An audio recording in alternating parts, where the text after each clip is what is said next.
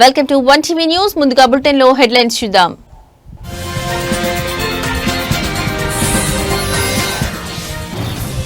స్థానిక సమరమే లక్ష్యం. ఈ నెల 15న కామారెడ్డిలో కాంగ్రెస్ భారీ బహిరంగ సభ.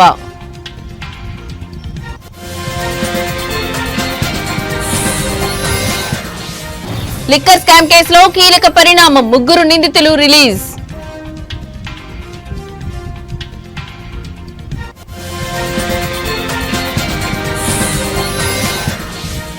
వరంగల్లో థ్రిల్లర్ సీన్. భారీ వర్షంతో వరదలలో చిక్కుకున్న బస్సులు.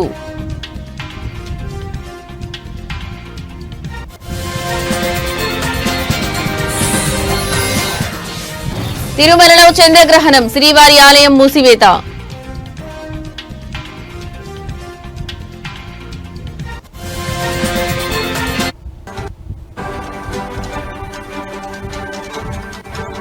ఏమైంది?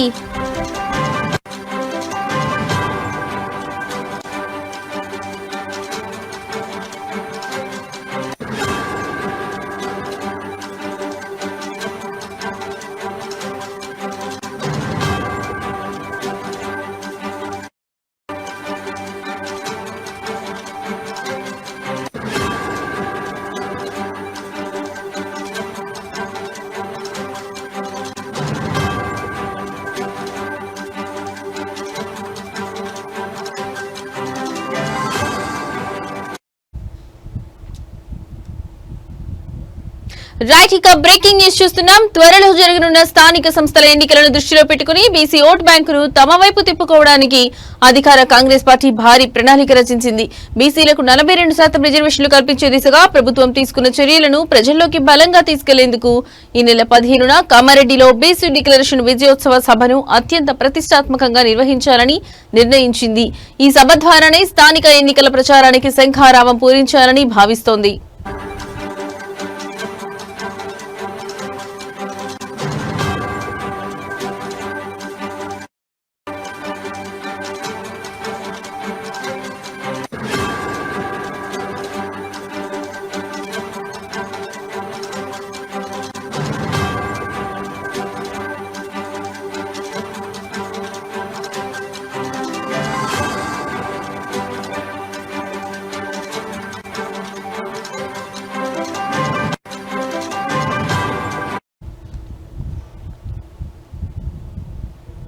ఈ కార్యక్రమానికి కాంగ్రెస్ అగ్రనేత రాహుల్ గాంధీ, పార్టీ జాతీయ అధ్యక్షుడు మల్లికార్జున ఖర్గే, ఏఐసీసీ ప్రధాన కార్యదర్శి కేసీ వేణుగోపాల్, కర్ణాటక ముఖ్యమంత్రి సిద్దరామయ్యలను ముఖ్య అతిథులుగా ఆహ్వానించనున్నారు.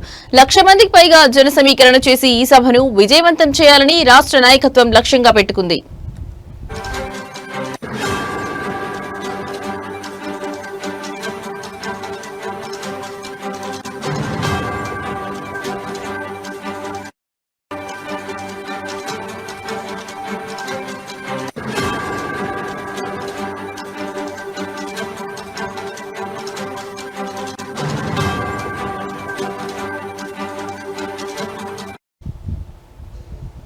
సభ నిర్వహణ ఏర్పాట్లపై చర్చించేందుకు హైదరాబాద్ లో ప్రభుత్వ సలహాదారు షబ్బీర్ అలీ నివాసంలో ముఖ్య నేతలు సమావేశమయ్యారు. ఈ భేటీలో పీసీసీ అధ్యక్షుడు మహేష్ కుమార్ గౌడ్, మంత్రులు పొంగిరెడ్డి శ్రీనివాసరెడ్డి, సీతక్క పాల్గొని జన సమీకరణ సభ ఏర్పాట్లపై చర్చించారు. దీనికి కొనసాగింపుగా ఆదివారం కామారెడ్డి పట్టణంలో మరో ముఖ్యమైన సన్నాహక సమావేశం జరగనుంది. ఈ సమావేశంలో ఉమ్మడి నిజామాబాద్ జిల్లాతో పాటు సమీపంలోని కరీంనగర్, మెదక్, సిద్దిపేట జిల్లాల మంత్రులు, ఎమ్మెల్యేలు, ఎమ్మెల్సీలు, డీసీసీ అధ్యక్షులు పాల్గొంటారు. అనంతరం పీసీసీ అధ్యక్షుడు, మంత్రులు సభ నిర్వహణకు అనువైన స్థలాన్ని పరిశీలించనున్నారు.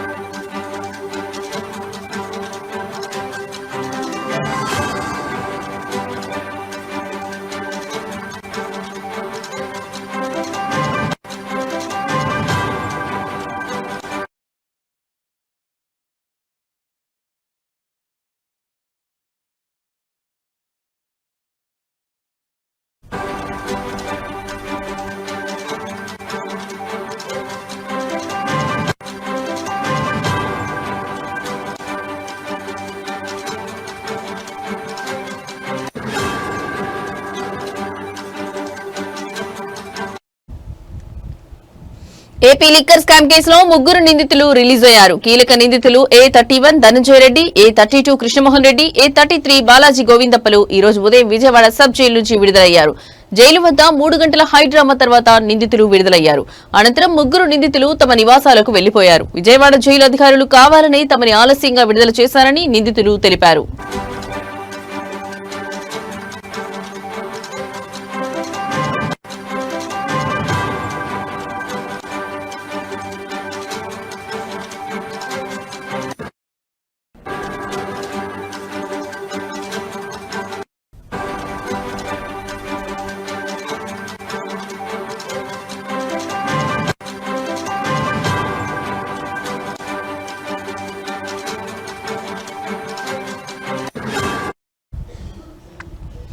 లిక్కర్ స్కామ్ కేసులో కీలక నిందితులు ధనంజయ రెడ్డి, కృష్ణమోహన్ రెడ్డి, బాలాజీ గోవిందప్పలకు విజయవాడ ఏసీబీ కోర్టు శనివారం బెయిల్ ఇచ్చిన విషయం తెలిసిందే.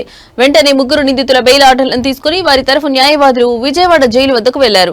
అప్పటికే సమయం పూర్తి కావడంతో వారిని జైలు అధికారులు విడుదల చేయలేదు. ఈ రోజు ఉదయం కూడా జైలు వద్ద హైడ్రామా నెలకొంది. జైలర్ బస్సులో వస్తున్నారంటూ అధికారులు చెబుతూ సమయం గడిపారు. దాంతో బెయిల్ ఇచ్చినా కావాలని విడుదల చేయటం లేదని న్యాయవాదులు ఆందోళనకు దిగారు. సబ్ జైల్లో నిందితులు కూడా ఆందోళన చేశారు. 3 గంటల హైడ్రామా తర్వాత ముగ్గురు రిలీజ్ అయ్యారు.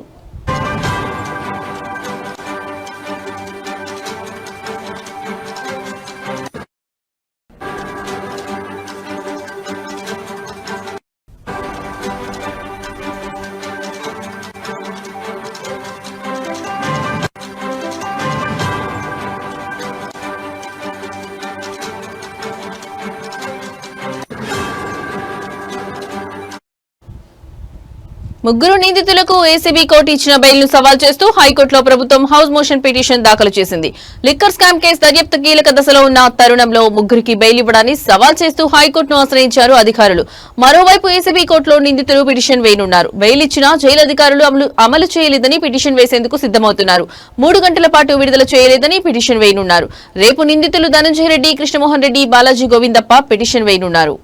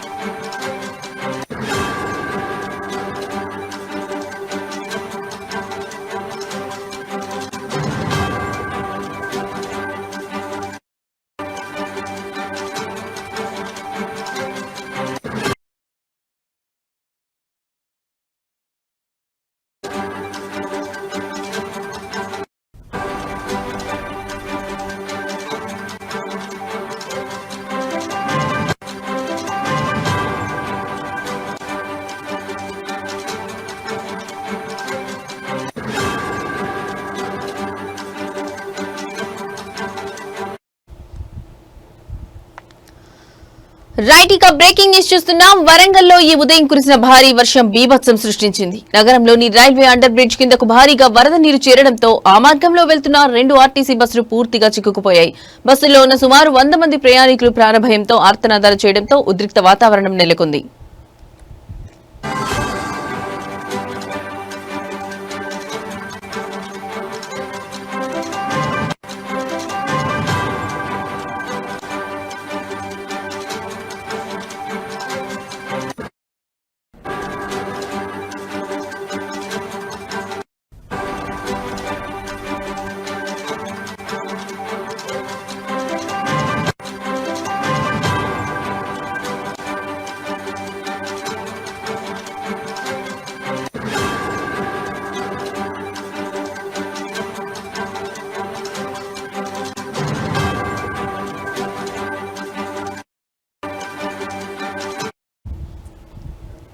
అన్నారం, మహబూబాబాద్ ప్రాంతాల నుంచి వస్తున్న 2 ఆర్టీసీ బస్సులు ప్రయాణికులతో వరంగల్ చేరుకున్నాయి. అయితే ఉదయం కురిసిన కుండపోత వానకు రైల్వే అండర్ బ్రిడ్జ్ పూర్తిగా జలమయమైంది. లోతును అంచనా వేయలేక ముందుకు వెళ్లిన బస్సులు వరద నీటిలో చిక్కుకోవడంతో ఇంజిన్లు ఆగిపోయి మధ్యలోనే నిలిచిపోయాయి. నీటి మట్టం క్రమంగా పెరుగుతుండటంతో బస్సులోని ప్రయాణికులు తీవ్ర భయాందోళనకు గురై కేకలు వేశారు.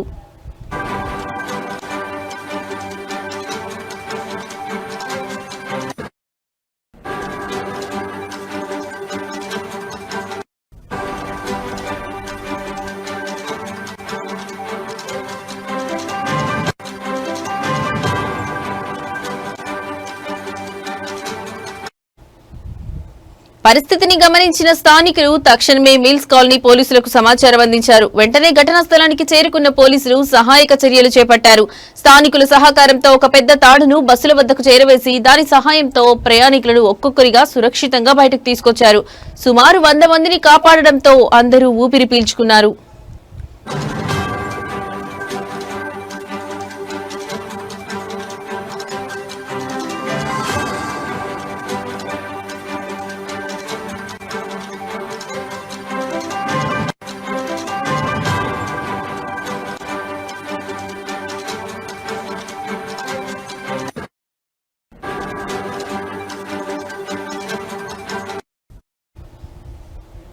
ఈ ఘటన అనంతరం పోలీసులు ముందు జాగ్రత్త చర్యగా ఆ మార్గాన్ని పూర్తిగా మూసివేశారు. వాహన రాకపోకలను మరో దారికి మళ్లించారు. పోలీసుల సత్వర స్పందనతో పెను ప్రమాదం తప్పిందని ప్రయాణికులు స్థానికులు తెలిపారు.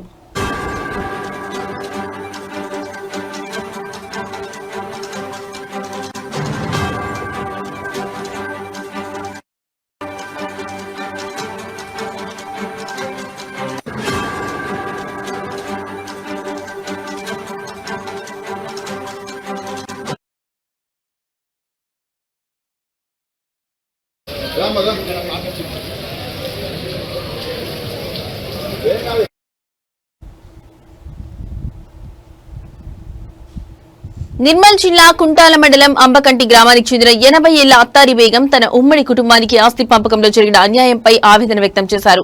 ఆమె తన భర్త షేక్ మొయినుద్దీన్, 3 కుమారులు షేక్ వకీల్, షేక్ హైమద్, షేక్ సాదుల్లా మరియు ఒక కుమార్తెతో కలిసి నివసిస్తున్నారు.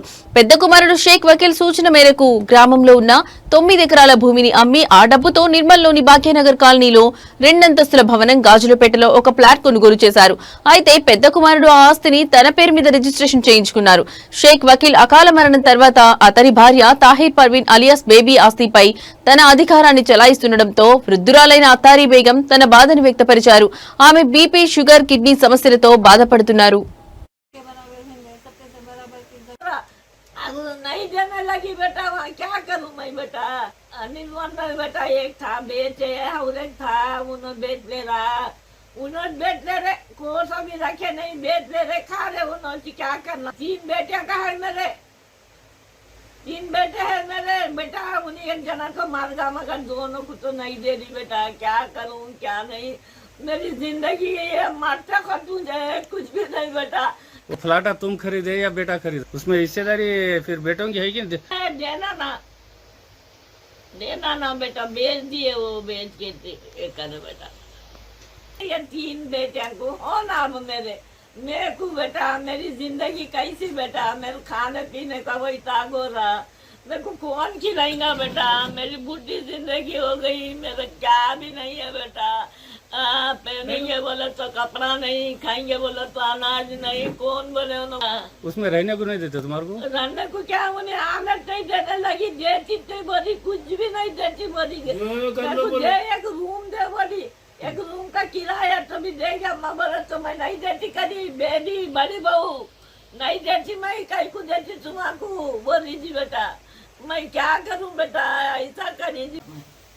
और मेरे शोहर कमाई करे तो पैसे 2 पिंटन थे, लिए तो थे हमारे पसीना टपका के, खेता बाड़े लिए, लेके हम निर्मल में घर खरीदे बेटा, घर खरीदे, मेरे बेटा नाम में कर लिया था, कर लिया तो कर लिया, बड़ा बेटा है बोल के समझे। फिर वहाँ से क्या करी बेटा, बहू नहीं रख ले रही, वहाँ से हकार दी, चलो जाओ जाओ बोल के हकार दी, एक पैसा नहीं दे रही, दवाखाने को नासिरी नहीं दे रही बेटा। हम पेट को क्या खाना बेटा, हमारी जिंदगी कैसी बेटा, मुझे खाली कर दिया बेटा, मैं रो रही तरफ रही बेटा। मेरे बच्चे यहाँ कौन देते बोलते, उनको क्या है बोल के देते बोलते जी बाबा, नहीं देने। కళ్యాణదుర్గం తాలూకా కుందుర్పి మండలం సిగలపల్లి గ్రామంలో గత సంవత్సరం ఎంఆర్ఓ ఇల్లు లేని నిరుపేద మాదిగలకు పట్టాలు, ప్రభుత్వ గృహాలు మంజూరు చేశారు. అయితే ఇప్పుడు కూటమి ప్రభుత్వ నాయకులు దౌర్జన్యంగా జేసీబీలు పెట్టి ఆ స్థలాలను కబ్జా చేస్తున్నారని, మాదిగలను బెదిరిస్తున్నారని ఎంఆర్పీఎస్ బ్రహ్మయ్యన్న కమిటీ ఆరోపించింది. ఈ విషయంలో సంబంధిత అధికారులు వెంటనే స్పందించి మాదిగలకు న్యాయం చేయాలని, లేకపోతే పెద్ద ఎత్తున ఉద్యమాలు చేపడతామని హెచ్చరించారు. మాదిగల భూమిని కబ్జా చేసిన వారిపై వెంటనే కఠినమైన చర్యలు తీసుకుని మాదిగలకు న్యాయం చేయాలని వారు కోరారు.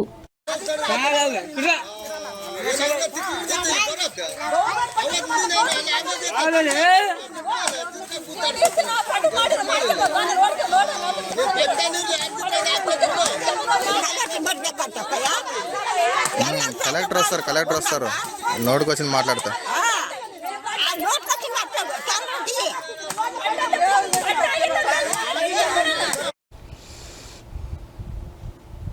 వైసీపీ ఎంపీ మిథున్ రెడ్డికి ఏసీబీ కోర్టు మధ్యంతర బెయిల్ మంజూరు చేసింది. దీంతో ఆయన రాజమండ్రి సెంట్రల్ జైలు నుండి విడుదలయ్యారు. ఈ సందర్భంగా ఆయన అభిమానులు, వైఎస్ఆర్సీపీ నాయకులు పెద్ద సంఖ్యలో ఆయనను కలిసి శుభాకాంక్షలు తెలిపారు.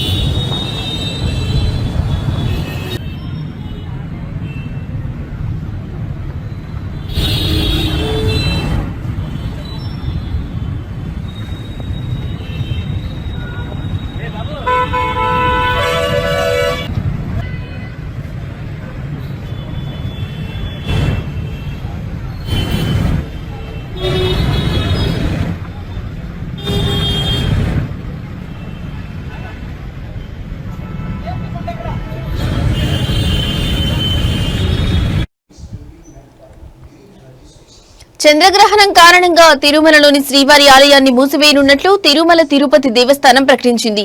ఆదివారం రాత్రి 9:50 ప్రారంభమై అర్ధరాత్రి 1:31 గ్రహణం ముగుస్తుంది. ఈ నేపథ్యంలో ఆదివారం మధ్యాహ్నం 3:30 శ్రీవారి ఆలయంతో పాటు తిరుమలలోని అన్న వితరణ కేంద్రాలను కూడా మూసివేస్తారు.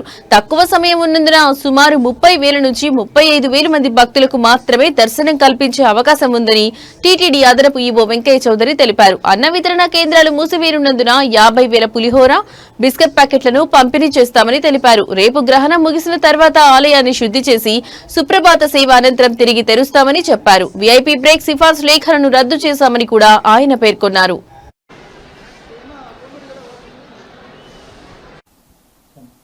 ఓం నమో వెంకటేశాయ.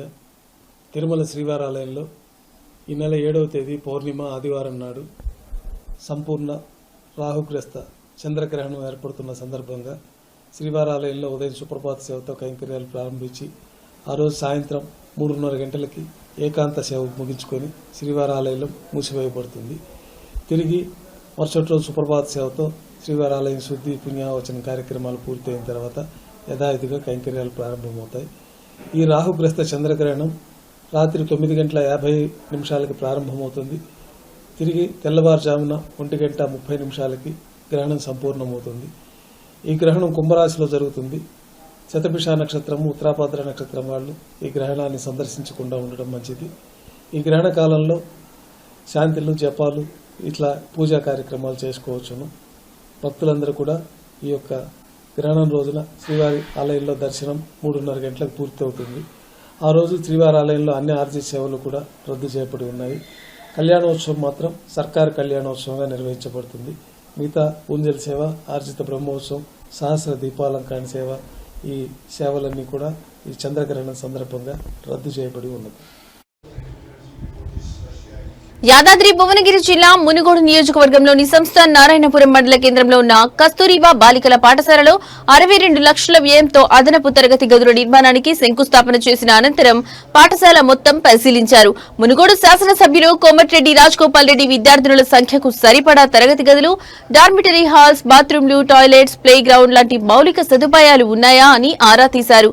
పాఠశాలలో ఎటువంటి సమస్యలు ఉన్నాయని విద్యార్థులను అడిగి తెలుసుకున్నారు.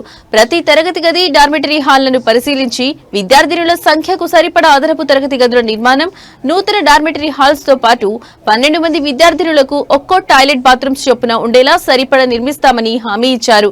కస్తూరిబా బాలికల పాఠశాల పరిసరాలను కలియ తిరుగుతూ ప్లే గ్రౌండ్ ఎలా ఉండాలి, ఎటువైపు డార్మిటరీ హాల్స్, అదనపు తరగతి గదులు ఉండాలనే అంశంపై సంబంధిత అధికారులతో చర్చించి పలు సూచనలు చేశారు.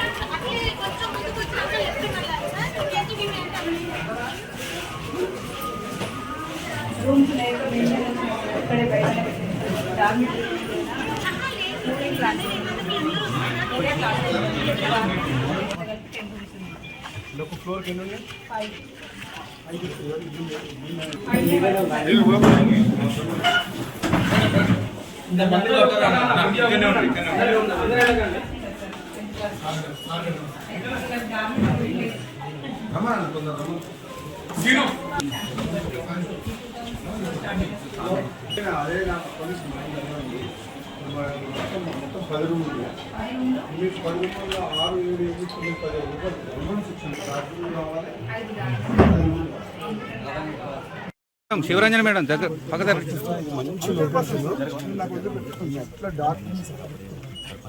ఇక్కడ చూడండి సార్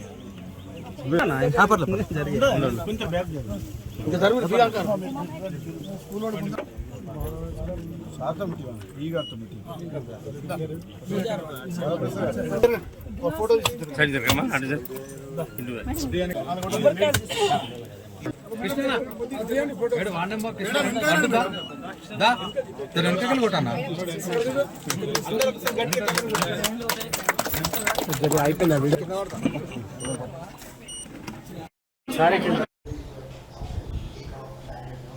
ఏలూరు జిల్లా కొయ్యలగూడెం మండలం గవరవరం గ్రామంలో జనసేన నాయకుడు బాబురావు సెల్ టవర్ పైకెక్కి హల్చల్ చేశారు.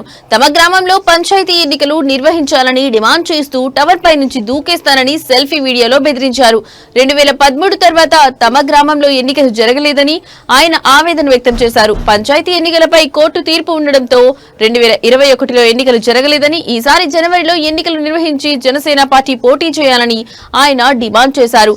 పంచాయతీపై కేసులు పెట్టిన వారు వాటిని ఉపసంహరించుకోకపోతే దూకేస్తానని బెదిరించారు. స్థానికులు నచ్చజెప్పడంతో బాబురావు టవర్ పై నుంచి కిందకు దిగారు.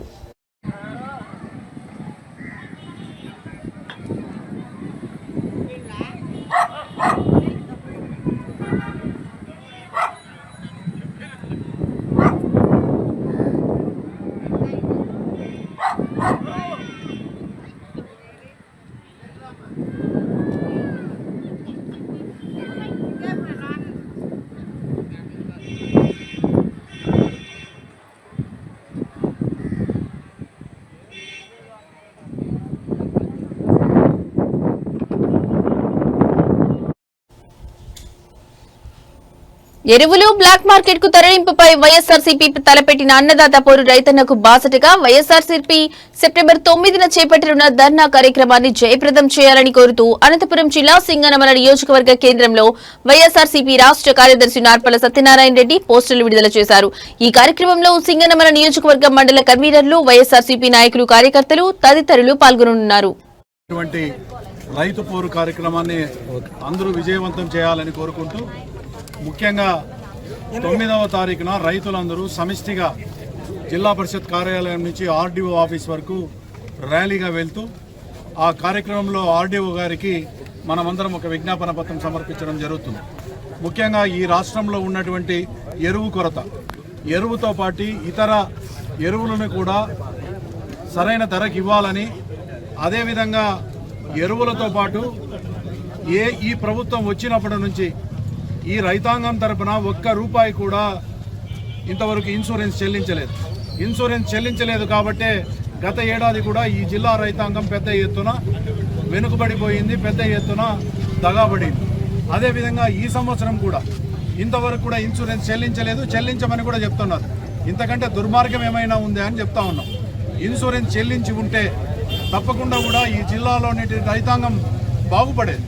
అదేవిధంగా గడిచిన జగన్మోహన్ రెడ్డి గారి ప్రభుత్వంలో 2019 నుంచి 24 వరకు ఏ సీజన్కి ఆ సీజన్, అంటే ఖరీఫ్ అయితే ఖరీఫ్, రబీ అయితే రబీ, ఎక్కడైనా పంట నష్టం జరిగితే అది అరటి కానీ, హార్టికల్చర్ కానీ, అగ్రికల్చర్ కానీ, ఈ రెండులో ఏ పంట నష్టం జరిగినా కూడా అదే ఏడాది, అంటే కేవలం ఆ ఖరీఫ్ సీజన్లో అయితే ఖరీఫ్ సీజను, రబీ అయితే రబీలోనే పంట నష్టం చెల్లించడం పెద్ద ఎత్తున జరిగేది.